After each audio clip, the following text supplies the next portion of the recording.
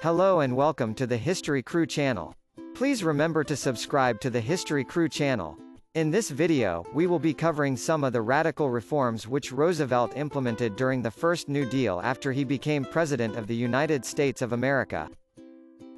By 1932, the American people had lost confidence in President Herbert Hoover and his Republican government. In the presidential elections held in November 1932, the opposition Democratic Party candidate, Franklin Delano Roosevelt, won a clear victory ahead of Hoover. In his election campaign, Roosevelt promised government action to help the poor and unemployed, and to give more protection to workers. He also promised to end prohibition, during which the sale of alcohol was banned.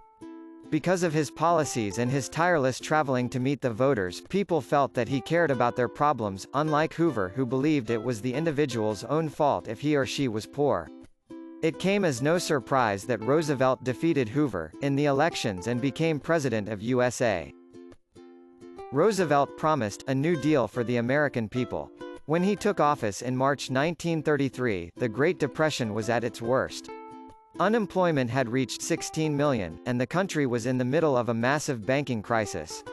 Roosevelt realized that capitalism would no longer work if it was left to itself, and that the government would have to become involved. You would have learned in previous sections that according to true capitalism there would be very little government interference. This, of course, is one of the problems during the boom years of the 1920s, which led to the Wall Street crash of 1929 and the Great Depression thereafter. With the advice of a panel of experts, Roosevelt launched a series of measures to rescue the American economy. This became known as the New Deal. Its three main aims were relief, recovery and reform. Relief meant providing immediate aid or help to those worst affected by the Depression. Recovery meant to find ways of saving and strengthening the economy by getting industry going again and people back to work. During the reform phase of the New Deal, important reforms or changes would have to be made of the whole economic system, to ensure that a similar crisis would not happen again. Roosevelt introduced his famous fireside chats, a series of radio broadcasts aimed at ordinary citizens, in which he explained the measures that the government was taking. By communicating his optimism, he was able to restore people's confidence, which was essential for economic recovery. The emphasis of the first New Deal was on relief and recovery. Almost immediately after Roosevelt became president, the American Congress, the Parliament of the United States, was called into a special session to make the drastic decisions that were necessary. This session lasted from March to June 1933 and was referred to as the 100 Days. During this time, new laws were passed to deal with the most pressing problems. Much of the work of the first New Deal was carried out by new government agencies. These were known by their initials, and so were called the alphabet agencies. The first New Deal tackled four key areas of the economy. Firstly, Roosevelt's government had to resolve the financial crisis. Secondly, the issue of high unemployment was also devastating to the economy. Thirdly, the collapse of the agricultural sector was adding further complications, and lastly, which was the collapse of the industrial sector. It tried to improve these areas of the economy by means of legislation or laws and programs. The most immediate problem for Roosevelt was the financial crisis they faced because of the Great Depression.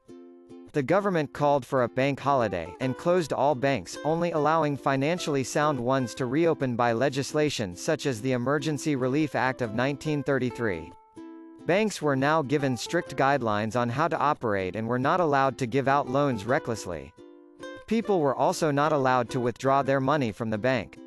Even though this was an unpopular move, the main reason was to prevent the entire collapse of the banking system. Other laws were also passed which guaranteed the investments of small investors and stopped unsound business practices on the stock exchange. The government also made loans available to help people to pay their mortgage bonds and avoid losing their homes. It was clearly evident that Roosevelt's government was sincere in helping the American people.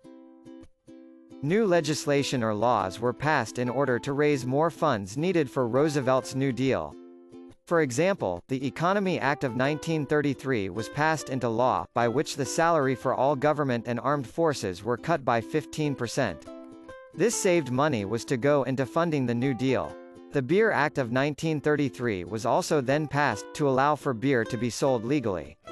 The sale of alcohol was made legal after 13 years of being illegal. The tax made from the selling of beer would also go into the New Deal. This was perhaps a very wise move on the part of Roosevelt, because alcohol was a very popular product and this would generate a lot of revenue. A huge problem which Roosevelt faced immediately as president was the problem of high unemployment. Millions of people lost their jobs and their means of income. With having no money in their pockets to spend, the economy would not function. Roosevelt had to find a way to help the American people fill their pockets again. The first New Deal gave money to provide relief and to set up public works projects. These public works projects were carried by agencies which were created. The first agency was the Civilian Conservation Corps or CCC, which gave work and taught skills to 3 million unemployed young men from the cities.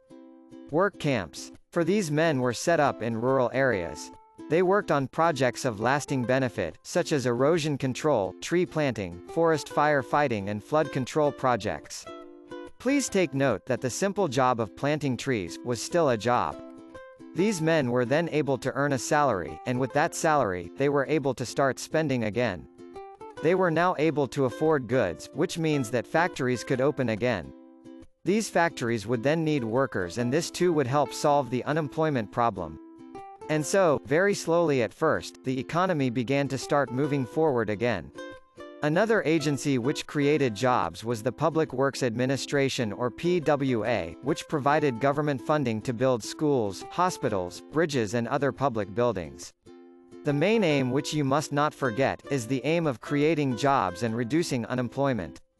Another important aspect of Roosevelt's government was that all projects funded by the PWA required the hiring of some African American workers and not just whites, which set an example to other New Deal agencies to follow.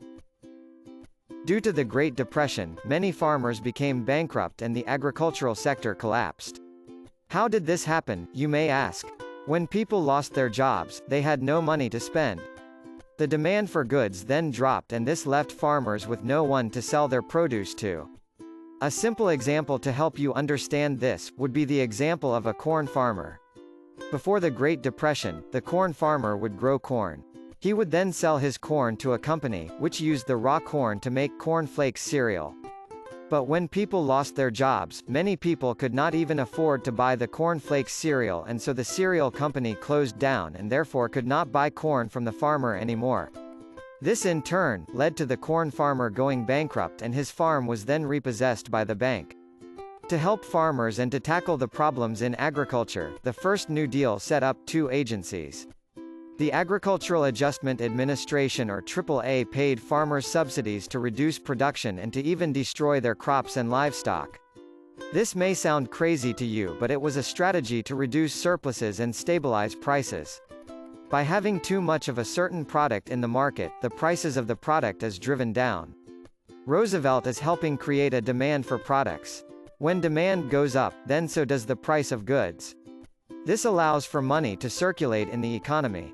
In this way, they helped farmers to recover, but many people criticized the destruction of produce at a time when there was great poverty and even starvation. The Tennessee Valley Authority or TVA built dams to control flooding and to provide hydroelectricity for industries, and planted trees to stop erosion. The TVA created thousands of jobs and improved living conditions for millions of people across 7 states. The fourth problem which Roosevelt's government had to contend with was the collapse of the industrial sector. Many factories had to close when the demand for goods dropped. As a result, millions of factory workers lost their jobs too, which increased the unemployment rate. So Roosevelt knew that they had to find a way to reopen the factories. As part of the first New Deal, Roosevelt's government aimed to promote recovery by increasing wages, in this way making it possible for workers to buy more. It also stabilized prices so that businesses could make a profit and employ more workers. You must take note that this would benefit the factory workers, but the factory bosses would not like that too much to pay their workers more. To ensure that factory workers were not going to be exploited, the National Recovery Administration or NRA drew up codes for each industry to follow. In accordance with the NRA codes, prices of goods and products were fixed, working hours were limited, minimum wages was set and child labor was banned. If this is sounding familiar and similar to what Stalin implemented during his 5-year plans, then you would be correct. Roosevelt knew that true capitalism was actually destroying the economy and was essentially also applying some principles of socialism in order to save capitalism. With all the new laws which were passed in order to protect workers, the government was for the first time becoming heavily involved, and this too went against true capitalism. Roosevelt was then accused many times of being a communist by those who grew rich and powerful because of capitalism. But there was no doubt that Roosevelt's New Deal was beginning to help the American economy to recover and strengthen over time. Many Americans proudly displayed that they were supporters of the NRA and were helping their country. Roosevelt's government was able to successfully convince the American people that it was their duty to help save America. Roosevelt knew that true capitalism was actually detrimental to the economy. With all the new laws which were passed in order to protect workers, the government was for the first time getting heavily involved, and this too went against true capitalism. Roosevelt was accused many times of being a communist and a dictator by those who grew rich and powerful because of capitalism. The first New Deal did not solve all of the problems, but did help the American people to survive the Great Depression. Unemployment was reduced but did not disappear, and farm incomes began to rise as well. There was no doubt that Roosevelt's New Deal was beginning to help the American economy to recover and strengthen over time. Motivated by the success of the first New Deal, Roosevelt was eager to begin the implementation of the second phase of the New Deal and making reforms. Thank you for watching this video, and as always, please remember to subscribe to the History Crew channel.